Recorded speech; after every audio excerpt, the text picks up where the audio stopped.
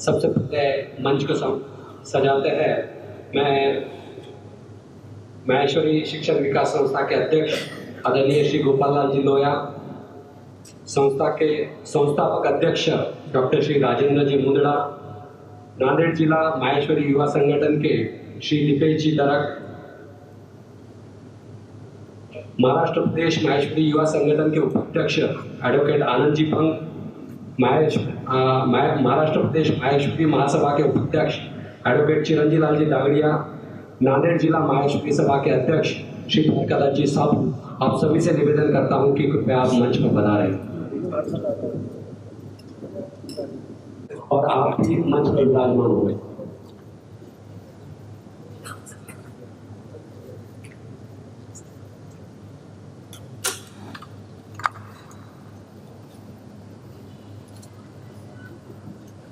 जोरदार तालियों से आप सभी आज के हमारे अतिथियों का सम्मान करें। सर, आज आप सभी लोगों का यहाँ स्वागत है, सम्मान है। आप सभी के आ जाने से बड़ा हमारा मान है, बड़ा हमारा मान है। इस कार्यक्रम का विधिवत उद्घाटन करें। माहेश्वरी शिक्षण विकास संस्था के अध्यक्ष आदरणीय श्री गोपाल लाल जी लोया, आपसे निवेदन है कि कृपया आप विशाल सिंपल बेकर डॉक्टर परिमल जी मर्चेंट का यहाँ नांदेड़ नगरी में उनका सम्मान करें। श्री दीपेश जी दरक, आपसे भी निवेदन है कि उनका इस सम्मान में साथ दें। एक कलम, एक पेन से हम बड़े ही सम्मान के साथ आदरणीय श्री डॉक्टर परिमल जी मर्चेंट इन्हें ऐसा सम्मान देना चाहते हैं।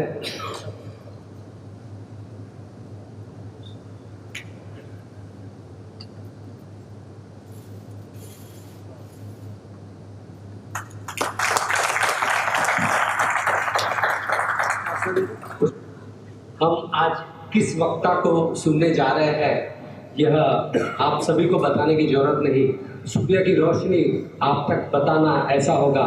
फिर भी वो क्या है उनका अल्प परिचय देने के लिए मैं हम सभी के प्रेरणा स्थान और एक कुशल उद्योगपति श्री कैलाश जी राठी इन्हें आमंत्रित करता हूँ कि वे श्री परिमल जी मर्चेंट का यहाँ अल्प परिचय दें।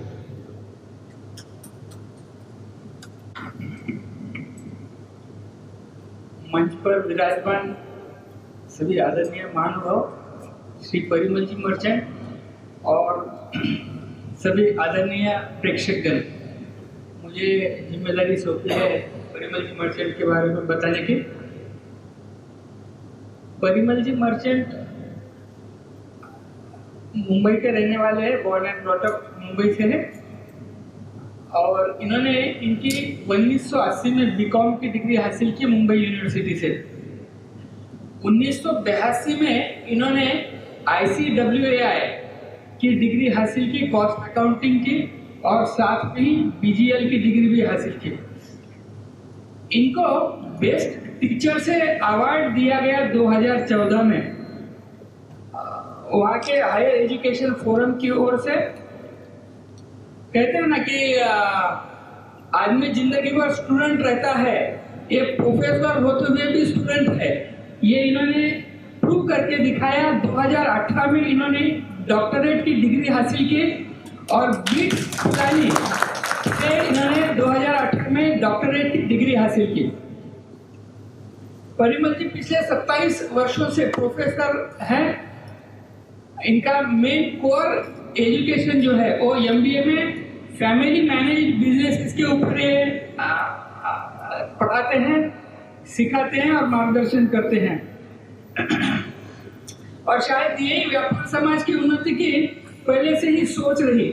2010 से ये SP जैन इंस्टीट्यूट के डायरेक्टर भी हैं और इन्होंने भारत के साथ दुबई, सिडनी, ऑस्ट्रेलिया में, फिर सिंगापुर, ऐसे अलग अलग जगह के ऊपर SP जैन इंस्टीट्यूट की अलग अलग ब्रांचेस ओपन की। शायद ऐसे ही कहूँगा कि वहाँ के भी सभी परिवारों को ये फैमिली मैनेज बिजनेसेस कैसा रहता है ये समझाने की, सिखाने की इनकी कोशिश चालू है। अभी जैसे आज सवेरे से इनके साथ में, तो इनका वही टारगेट भी है कि खासकर एशियन कंट्रीज के लोगों के लिए कैसे फैमिली बिजनेसेस को आगे लाया जा सके, आगे सिखाया जा सके, ऐसी इनकी कोशिश चालू है। पिछले कई वर्षों में परिमल जी ने खुद का परिचय अच्छा अंतर्राष्ट्रीय वक्ता के रूप में भी दिया है। इनके YouTube के ऊपर भी काफी अच्छे स्पीचेस है फैमिली मैनेज बिजनेसेस के सिलसिले में। अभी जैसे जैन संगठन का जीतो बोल के जो एक अधिवेशन हुआ था, उसके अंदर भी परिमल जी का बहुत अच्छा एक स्पीच हुआ था। जोधपुर के अंदर भी जैसा भी गोपाल भाई रेफरेंस दे रहे थे, तो यहाँ वहां पर भी उन्होंने फैमिली मैनेज बिजनेसेस के ऊपर परिमल जी ने बहुत अच्छा स्पीच दिया था कि सेकंड जनरेशन तो कैसी वैसी आ जाती है, लेकिन थर्ड जनरेशन का क्या, ऐसा उनका सब्जेक्ट था। और उसके ऊपर भी उन्होंने उनके सुमधुर वाणी में बहुत अच्छा वहां पे वक्तव्य किया था। टाटा, बिरला, अंबानी या बनने का ख्वाब तो हर व्यापारियों का होता है, लेकिन यह कोई सिंगल जनरेशन का काम भी नहीं है। आज हम कोई भी व्यापार शुरू करते हैं तो पहला जनरेशन मेहनत, लगन और खुद के इंटेलिजेंस से बिजनेस को खड़ा करता है, उसको बढ़ाता है, साथ में पारिवारिक जिम्मेदारियां भी संभालता है, बच्चों को अच्छा लिखाता पढ़ाता भी है। लेकिन हम लोग देखते हैं कि जब बच्चे अच्छे पढ़ लिख जाते हैं तो फिर वो बच्चे खुद के बिजनेस में आने के बजाय वो दूसरों के बिजनेस बड़ा करने में लग जाते हैं, नौकरियां करते हैं, और फिर जो घर का बिजनेस है वो स्लोली बच्चे रिटर्न नहीं आने की वजह से अपन देखते हैं कि सिमट जाता है और स्लोली बंद भी हो जाता है। परिमल जी मर्चेंट इसी विषय के ऊपर हमें मार्गदर्शन करने वाले हैं कि how we can think of growing our family businesses. Parimal ji, हमने माहेश्वरी शिक्षण और विकास ऐसा शिक्षण विकास संस्था की निर्मित की ताकि बच्चों को अच्छे शिक्षण के साथ अच्छा उनका समाज और देश की उन्नति का विचार हो कर सके, विकास कर सके। और इसीलिए फिर हम आप जैसे महानुभावों को विनती भी करते हैं, आप हमें और समाज को मार्गदर्शन करें ताकि हमारा और सबका विकास हो। मैं परिमल जी मर्चेंट से विनती करूंगा कि वो अपने 2 शब्द।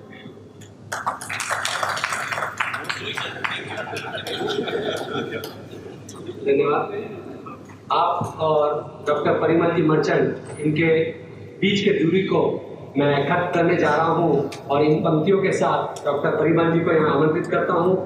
मंजिलें मिले या ना मिले ये तो मुकद्दर की बात है, पर हम कोशिश भी ना करें ये तो गलत बात है। बिजनेस चैलेंजेस से भरा हुआ है, सॉल्यूशंस ढूंढना सीख लो, हार या जीत को देखा जाएगा। फिलहाल मर्चेंट सर से बिजनेस चलाना सीख लो, बिजनेस चलाना सीख लो। सम्मान के साथ मैं आपका आमंत्रित करता हूं। मंच पर उपस्थित सभी अतिथियों से निवेदन है, कृपया आप मंच के साइड में जो आपकी आसन व्यवस्था की है वहाँ या सामने आपको जहाँ भी ठीक लगे आप आपका स्थान ग्रहण करें। धन्यवाद। आदरणीय डॉक्टर परिमल जी मर्चेंट। ये लोग जब आ जाए कभी कभी हमारी बात को शुरू कर देते हैं, कभी कभी है ना कोई हमारे स्टूडेंट बात करते हैं कि अपने घर की बात करनी है तो क्या करना चाहिए, तुम लोग बोलते हैं मैं पब्लिकली कैसे बताया अपने घर की बात।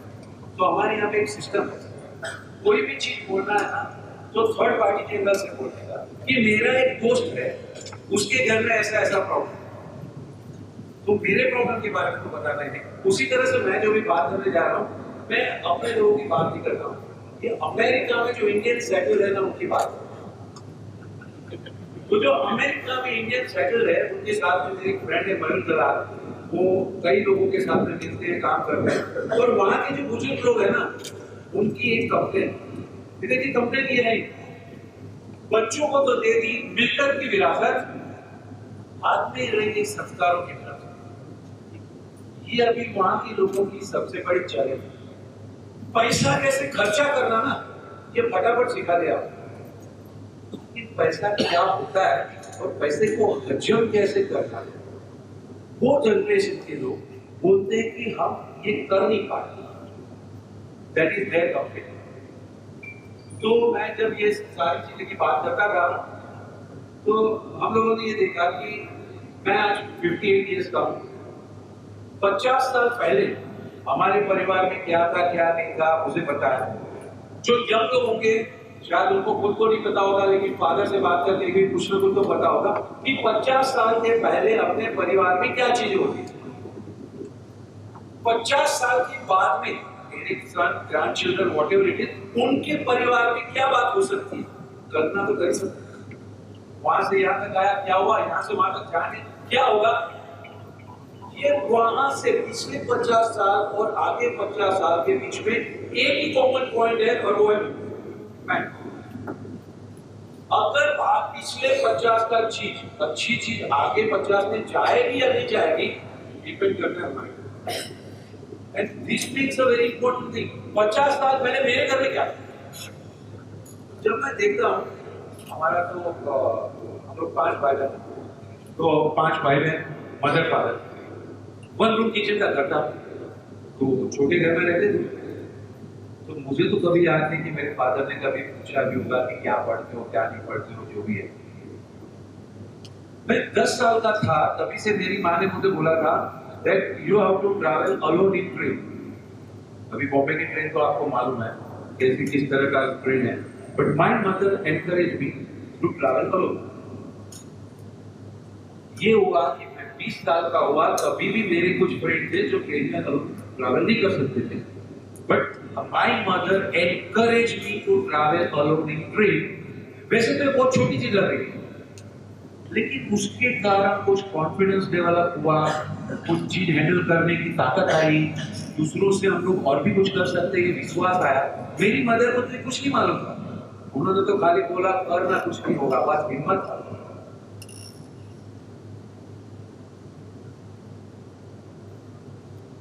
तो फिर घर में बहुत पोजीशन, छोटा सा घर था, सब लोग रहते थे।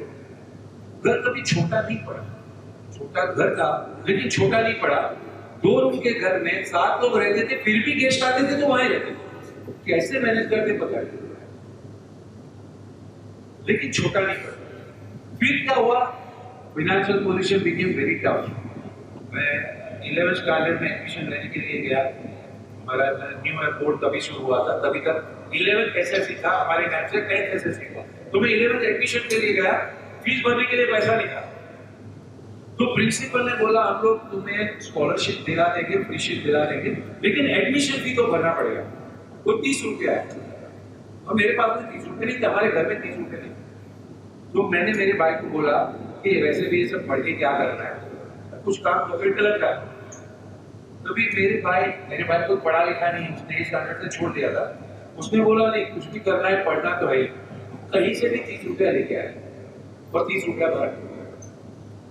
अभी वैसे तो 30 रुपया ही है ना, कौन सा बड़ा चीज है, लेकिन अगर जब आज मैं देखता हूँ पीछे मुड़ के, तो वो 30 रुपया मेरे लिए कितना मायने।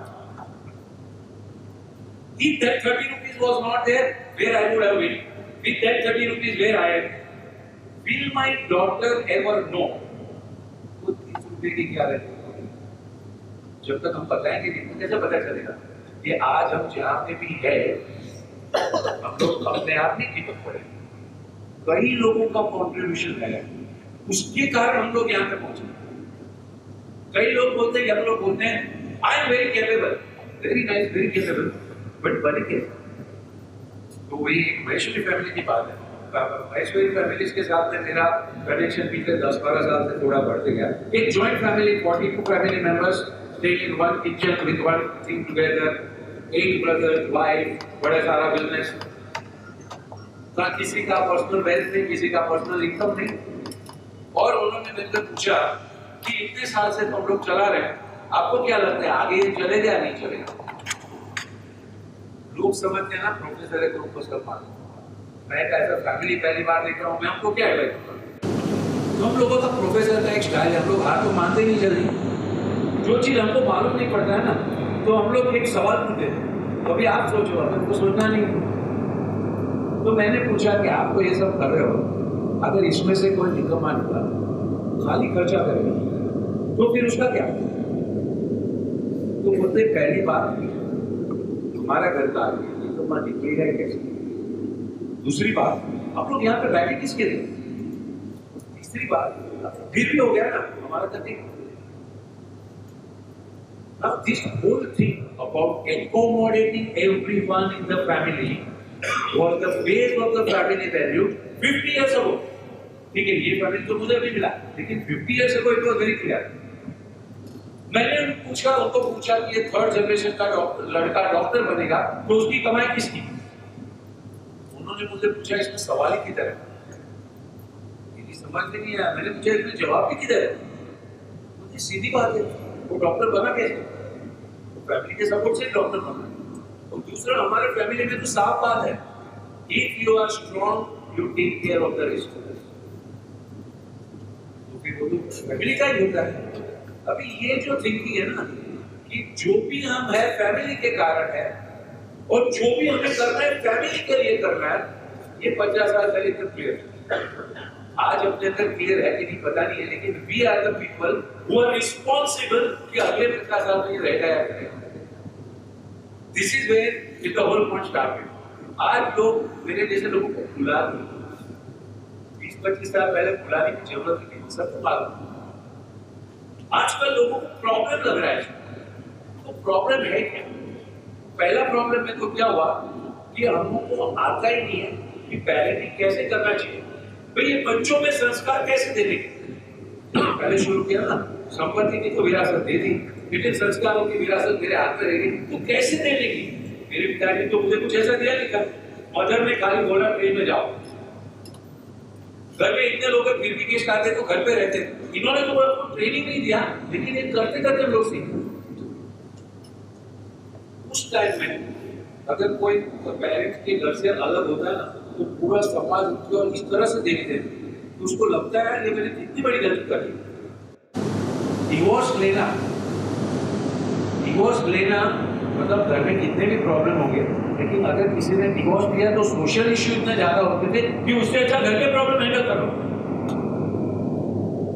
और हमारे वहां पे मूवीज कैसे दिखाते हैं, एक बड़ा फैमिली होता है, फिर एक दो निकल जाते एकदम रिबेलियस, वो फैमिली से अलग होकर कुछ बहुत सलमान भी बन जाते हैं, फिर उनकी लाइफ में कोई इमोशनल प्रॉब्लम आते हैं, फिर वो फैमिली में आ जाते हैं और एंड में every family member repeated together and lived happily ever after. तो हमारा जब फॉर्मेशन हुआ ना तो फैमिली बहुत ऑटोमेटिक, तो अभी हम लोग को मालूम भी नहीं है क्योंकि किसी ने हमको तो सिखाया नहीं। तो अभी हम नेक्स्ट जनरेशन को कैसे सिखाएं? हमको आता नहीं था तो कुछ भी बोलना चालू कर दिया। मूवी में जा रहे हैं, 1000 रुपए का खर्चा, हमारे जमाने में तो हम लोग 50 रुपए में जाते। रेस्टोरेंट में जाते हैं 2000, हमारे जमाने में तो 50 में जाते। बस ये बोलते हुए ना तो धीरे धीरे यंग जनरेशन ने बोल दिया अभी आपका जनरेशन का स्टोरी मत करो, वो जमाना गया, अभी जमाना अलग। बोलना था कुछ और, बोल चुके कुछ और, क्योंकि हमें पता नहीं था क्या बोलने का। फिर दूसरा प्रॉब्लम ये आ गया कि सडनली जो भी 40 अबाउट के लोग हैं ना, उन्होंने अपना जिम्मेदारी छोड़ दिया। I don't want to impose on you anything, मैं तुम पे कुछ जबरदस्ती करना नहीं चाहता हूं, तुमको जो करना है वो तुम करो। और अगर कुछ नहीं हुआ ना तो अपना धंधा तो है ही, उल्टा सिक्का जब इधर नहीं चला ना तो इधर आना। अभी यंग लोगों को भी मालूम तो था नहीं। हमारे टाइम पे हमारे पेरेंट्स ने बोला कुछ भी नहीं, ये धंधे में आना, बस खत्म हो गई बात। तो कोई आर्गुमेंट ही नहीं था, कोई मौका ही नहीं था, भाई यही करना है, दूसरे करने का सवाल ही सपना ही नहीं सोच सकते हो। अभी हमको पता नहीं था तो हमने तो बोल दिया तुझे जो करना है वो कर। फिर हमको जिम्मेदारी छोड़ देनी थी ना, तो हमने और एक बात बताई, आजकल का यंग जनरेशन है ना बहुत स्मार्ट। वो स्मार्ट नहीं थे ना, फिर भी ये सुन सुन के उनको लगने लगा कि वो बहुत स्मार्ट है। मैं तो समझ रहा हूँ कि यंग जनरेशन के दिमाग में गलत घुसा भर गया है कि वो लोग स्मार्ट है, और ओल्डर जनरेशन के दिमाग में भी गलत घुसा भर गया है कि यंग जनरेशन स्मार्ट है। जब स्मार्टफोन यूज करो उसके लिए आप स्मार्ट नहीं बनते हो, फोन स्मार्ट है।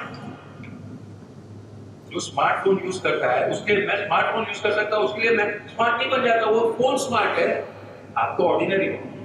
लेकिन बड़ों ने ये जिम्मेदारी छोड़ी, भाई तुझे जो करना है कर। अभी जब लोगों को मालूम नहीं है क्या करना है क्या नहीं करना, तो फिर क्या होता है, एक बंदा दूसरे अंधे को गाइड करता है। एक लड़के ने मुझे बोला 10th स्टैंडर्ड के बाद में मुझे एस्ट्रोबायोलॉजी करना है। मैंने इधर उधर का बात किया, घूमा फिरा के पूछा ये एस्ट्रोबायोलॉजी क्या है, ये तो मैं अभी इंक्वायरी करूँ। तो फिर क्यों एस्ट्रोबायोलॉजी करना है? सुनने में अच्छा लगता है। तो बच्चों के ऊपर आप छोड़ देते हो, करना है वो कर, वो किसके पास में से सुनेगा? जो उसका क्लास का दूसरा लड़का है, वो इक्वली इग्नोरेंट, वो लोग एक दूसरे को गाइड कर रहे हैं। इलेक्ट्रॉनिक्स इंजीनियरिंग करना है, ठीक है, क्यों करना है? पता है इंडिया में किसी चीज बनती नहीं है, चिप डिजाइन इंडिया में होता नहीं है। इलेक्ट्रिकल इंजीनियरिंग का इंडिया में काम क्या हो सकता है बेस्ट? अगर आपका लर्निंग आपको फील्ड में अप्लाई करना है ना इलेक्ट्रॉनिक इंजीनियरिंग का, तो the only best work available is TV repairing, because we are not designing chips. That is where electronic engineering is really required. लेकिन मेरे दोस्त ने बोला कि वहां पे इलेक्ट्रॉनिक इंजीनियरिंग में एडमिशन बहुत टफ है। टफ है तो अच्छा ही होगा ना, तो हमको इलेक्ट्रॉनिक इंजीनियरिंग किया। ये कम नहीं था, तो तीसरा क्या हो गया? सोशल प्रेशर चालू हो गया। एक साहब मुझे आके बोलते my daughter got 96% in 10th, what she should do. मैंने बोला अभी मैं कुछ भी बोलूंगा तो कोई चॉइस है क्या आपके पास? 96% अगर आया मतलब तकदीर खराब। मैंने इतने सालों में देखा जो लोगों का 8th स्टैंडर्ड में मार्क्स कम आ गए ना, बहुत लकी थे, बच गए। 8th स्टैंडर्ड में अच्छा मार्क आ गया मतलब बस अभी पेरेंट्स लग गए। 2 साल मेहनत कर रहे हैं, जिंदगी का सबसे बड़ा टाइम है। 7 आवर्स फुल, 5 आवर्स फिर अच्छा होता है तो 10th में कम मार्क्स आते हैं, बच जाते। अभी जब 96% 10th में मार्क आया है तो करना क्या है? साइंस में जाना ही पड़ेगा। सोशल प्रेशर इतना है, अगर 96% वाला साइंस में नहीं जाता है तो सारे लोग समझने लगते कि भाई इतना सैनिटी तो है कि नहीं है। साइंस में क्यों जाना चाहिए, किसको जाना चाहिए, इससे कोई लेना देना ही नहीं है। 96% है मतलब साइंस, जिनको कम मार्क्स आते ना वो दूसरी लाइन में जाते। तो ये सोशल प्रेशर हो गया। और अभी तीसरा चीज आ गया, एक मूवी आ गया 3 इडियट्स, नाम ही लिखा है इडियट, लेकिन लोगों ने उनको सीरियसली लिया। उसमें हीरो था आमिर खान, क्या नाम था उसको, क्या बोलते थे आमिर खान को मूवी में? रांचो। ये रांचो की फैमिली के बारे में जानते क्या? उसके आगे पीछे कौन, कैसे घर में था, क्या था, कुछ भी जानते हो? कुछ भी नहीं। अच्छा वो किसी और के लिए एग्जाम में बैठता है, पास हुआ तो भी क्या, फेल हुआ तो भी क्या। ऐसे स्ट्रेंज कैरेक्टर को अपने हीरो बना, और वो जो बोलेगा वो सबको अप्लाई होगा जो परिवार से आते हैं, जबकि उसका परिवार के बारे में कुछ पता ही नहीं। वो जो बोलेगा अप्लाई होगा, जिसको खुद का लाइफ बताना है वो तो किसी और की लाइफ के लिए बोल रहा है। और वो जाके बोल रहा है माधवन को, क्या माधवन करके दूसरा कैरेक्टर, फादर पीएफ के सामने से लोन लेके उसको लैपटॉप दे दे। ये पीएफ के सामने लोन का मतलब क्या होता है? बोलते हैं मेरे फ्यूचर के हाथ पैर काट के तेरे को अभी दे रहा हूं, क्योंकि अगर ये नहीं हुआ ना तो मैं तो गया। क्या जिम्मेदारी होती है उसके सामने। उसको अपना हीरो जाके क्या बोलता है, अरे यार वाइल्ड लाइफ फोटोग्राफी बहुत अच्छा करता है, चल ना वाइल्ड लाइफ फोटोग्राफी कर। ये स्कूल के हमारे 3 स्टूडेंट काम काज छोड़ के वाइल्ड लाइफ फोटोग्राफी में लग गए। गया मसाई मारा केनिया, नेशनल ज्योग्राफी ने असाइनमेंट दिया, जब लायन यौनिक करता है उसका फोटो लेके आओ। The most harmless animal, most harmless. आप उसके बाजू में जाके खड़े रहो ना, उसको कोई फिक्र नहीं, दिन के 14 घंटा सोता रहता है and is absolutely lazy harmless animal. तो ये तो उसको सिखा दिया, बाजू में जाके खड़े फिरो। अगर आप मसाई मारा जाते हो तो ओपन वार में घूमते हो, लायन के बाजू में जाते हो तो पता चलता है कि खतरनाक नहीं हो। जब भूख लगती है तभी वो शिकार करेगा, और जब खाना खा लिया तो सो जाएगा, उसको बाकी कोई लेना नहीं। अभी ये लड़के का काम है उधर जाके जब वो यौनिक करेगा तभी फोटो लेना। 14 घंटा तक सोते रहते हैं। तो ये बस कैमरा लेके रेडी पोजीशन में खड़ा है, बैठा है, लेटा है, जो भी करना है करो, हिलना नहीं, क्योंकि आवाज नहीं आनी चाहिए। 2 घंटा, 4 घंटा, 8 घंटा, 10 घंटा हिल नहीं सकते हो। And you have to be careful. Lion is harmless but other animals are not.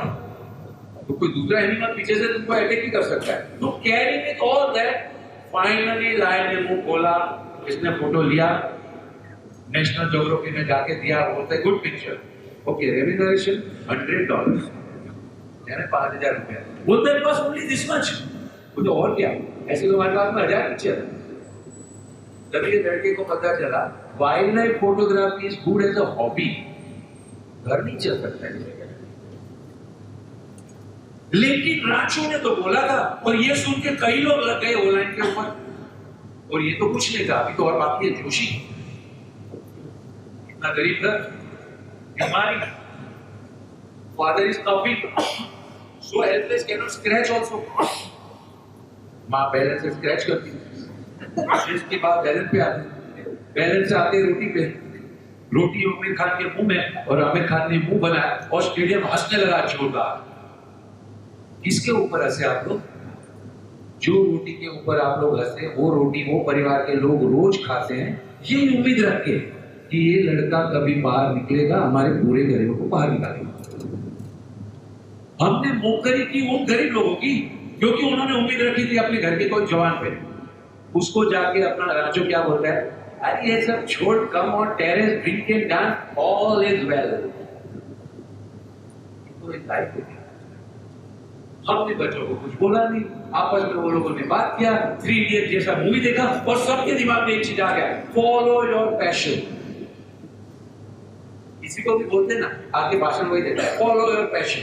Aamir Khan जाके सब जगह बोलता है, देखो मैंने तो पढ़ाई छोड़ दी, बट देखो मैं कहां पहुंच गया। सचिन तेंदुलकर का एग्जांपल देता है, देखो उसने पढ़ाई छोड़ दी, देखो वो कहां पहुंचा। लेकिन उनके साथ में 10 लाख लोगों ने भी पढ़ाई छोड़ दी, वो कहां पहुंचे, वो भी तो बताओ। पूरे मूवी इंडस्ट्री में आमिर खान एक बनता है, लेकिन हजारों लोग रास्ते पे, उसका भी तो क्या, उन्होंने भी तो पढ़ाई छोड़ी थी। तो पढ़ाई छोड़ देने से लाइफ बनती है इन 1 in 1000, तो वो 1 in 1000 में आप आ जाएंगे, उसकी क्या गारंटी, और अगर नहीं आए तो then what? So this is where the whole thing started. Young people are lost. क्या करें, रामायण में माने या नहीं माने? ये रामायण तो सारा आउटडेटेड है। सीता ये करती थी, वो करती थी, ये था, वो जमाना अलग था। तो अभी हम लोग मॉडर्न चीज मानते, लेकिन मॉडर्न चीज के तरफ जाते ना, दिल में अच्छा नहीं लगता। और जो भी लोग अमेरिका चले गए, वैसे तो तरह से अमेरिका है, लेकिन उनका लड़का या लड़की अगर शादी के बिना लिविंग में रहते ना, तो उनसे हजम नहीं होता, क्योंकि जो अपना कल्चर है ना, वो अपने अंदर बहुत गहरा है। ऊपर से हम कुछ भी बोले, 2 भाई जब अलग होते ना, चलो दुनिया को दिखाने के लिए तो अलग हो गए, लेकिन लास्ट में लगता है कि ये सब करके हुआ, क्योंकि जो अपने अंदर का जो फीलिंग है ना, कल्चर है, वो बहुत गहरा है। तो प्रॉब्लम ये हुआ कि उनको आता नहीं कि कैसे ट्रांसफर करें, तो हमने छोड़ दिया, और छोड़ दिया तो यंग जनरेशन को मालूम ही नहीं है क्या करना है, तो आपस में बात करना चालू किया, and in that a series of speakers started who started telling follow your passion. I am 58 years old, अभी तक मुझे तो पता नहीं चला मेरा पैशन क्या है। ये 16-17 वर्षों के लोग में कैसे पता चलता है?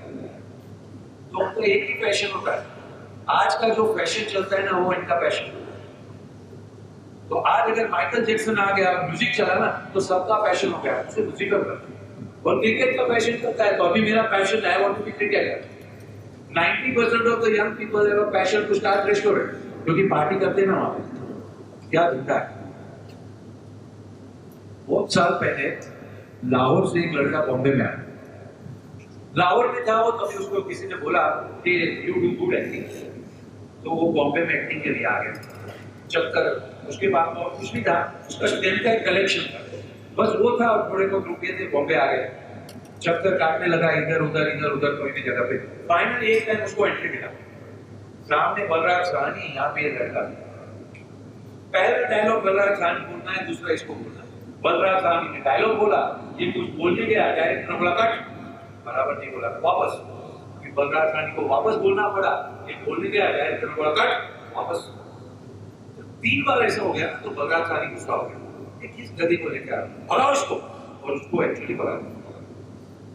वो लड़के ने कई नौकरी चालू कर दी, फिर सडनली उसको पता चला यार मैं लाहौर से इधर आया हूँ एक्टिंग करने के लिए, नौकरी क्यों कर रहा हूँ? फुटपाथ पे सोऊंगा, खाना मिले तो खाऊंगा, नहीं मिले तो नहीं खाऊंगा, लेकिन एक्टिंग में जाऊंगा। वो लड़का फिर वापस गया कि फिर उसको एक ब्रेक मिला, फिर दूसरा मिला, और फिर करते करते करते वो देवानंद बन गया। तो ये देवानंद की स्टोरी है कि जब उसने स्टार्ट किया, बलराज जानी के सामने रिजेक्ट हुआ, वो फुटपाथ पे सोने को तैयार था, और जो फुटपाथ पे सोने को तैयार है उसको कोई नहीं रोके। जो सही पैशन होता है तो आदमी वो करने को तैयार। जितने लोगों को रेस्टोरेंट बनाने का पैशन है उनको मैं बोलता हूँ रेस्टोरेंट में 1 महीना टेबल बॉय बनाओ। नहीं, वो मेरा काम नहीं है, इसको पैशन बोलते हैं। पैशन है ना तो रेस्टोरेंट में झाड़ू मारने को, बर्तन साफ करने को, सब करने को तैयार हो, because that is my passion. लेकिन ये पैशन नहीं है, हमको तो ये सब कंफर्ट चाहिए, और by the way drive, this is what is. Then result क्या हो गया? धीरे धीरे धीरे पूरे अपने फैमिलीज में सेल्फ सेंटर्डनेस बने। मेरा क्या फायदा? पढ़ लिख के आता है, बोलता है मैं धंधे में ज्वाइन होऊंगा तो मुझे क्या मिलेगा? अरे अपने परिवार में ऐसा कभी था ही नहीं, मुझे क्या मिलेगा ये बात की दशा है। मेरा एक फ्रेंड 25 साल पहले इंडिया से अमेरिका गया था, उस टाइम की स्टोरी है। 2-4 साल के बाद में बच्चे बड़े हुए, बच्चे को बोला इस बार में बाजार से कुछ लेके आ, बच्चा लेके आया, मदर को बोलते मेरा $, मदर ने बड़ा झापट तो नहीं, अपने घर में मेरा तेरा क्या, ये अपना फैमिली।